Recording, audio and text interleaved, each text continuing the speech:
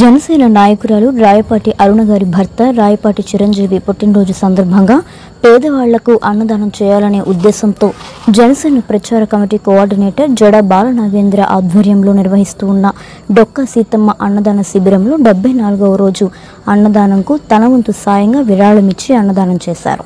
ఈ సందర్భంగా రాయపాటి అరుణ గారు మాట్లాడుతూ ప్రతి ఒక్కరూ తమ ఇంట్లో జరిగే శుభకార్యాలను పుట్టినరోజులను ఎంతో ఖర్చు పెట్టి చేసే కన్నా పేదవాడి ఆకలి తీర్చడంలో ఎంతో సంతోషం ఉంటుందని, తన భర్త రాయపాటి చిరంజీవి పుట్టినరోజును ఇలా నలుగురి పేదల ఆకలి తీర్చడం జీవితంలో మర్చిపోలేని రోజు అని తెలిపారు.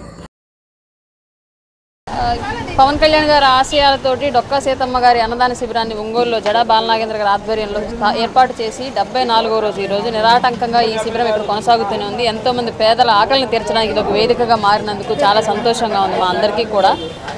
ఈరోజు నా భర్త గారు అయినటువంటి రాయపాటి చిరంజీవి గారి పుట్టినరోజు సందర్భంగా ఆయన పేరు మీదుగా ఏదో 10 మందికి పేదలకు అన్నదానం చేయాలనేటువంటి ఒక సదుద్దేశంతో నేను కూడా ఈరోజు డొక్కా సీతమ్మ అన్నదాన శిబిరానికి నేనే దాతగా మారి అలాగే నేనే ఇక్కడికి ఈ కార్యక్రమంలో పాల్గొని ఈ అన్నదాన కార్యక్రమాన్ని ఏర్పాటు చేయడం జరిగింది.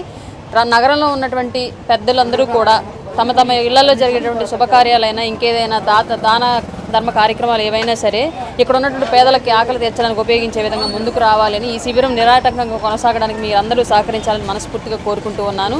పవన్ కళ్యాణ్ గారి యొక్క ఆశయం అలాగే ఎన్డీఏ కూటమి యొక్క ఆశయం ఆకలి లేని పేదలను ఆంధ్ర రాష్ట్రంలో చూడాలి అని చెప్పేసి ఆ ఆశయాన్ని ముందుకు నడపడానికి మనందరం తల ఒక చేయి వేసి ముందుకు కదలాలని మనస్ఫూర్తిగా కోరుకుంటున్నాను. నగరంలో డొక్కా సీతమ్మ గారి అన్నదాన కార్యక్రమం 74వ రోజు చేరుకుంది. ఈరోజు ఈ కార్యక్రమానికి ముఖ్య అతిథులుగా విచ్చేసిన రాయపాటి అరుణ గారి భర్త గారి జన్మదిన సందర్భంగా వారి చేతుల మీదుగా వారే దాతలుగా ఉండి ఈ కార్యక్రమం జరపడం జరుగుతుంది. ఇలాంటి దాతలు పలువురు ముందుకు రావాలని కోరుకుంటున్నాను.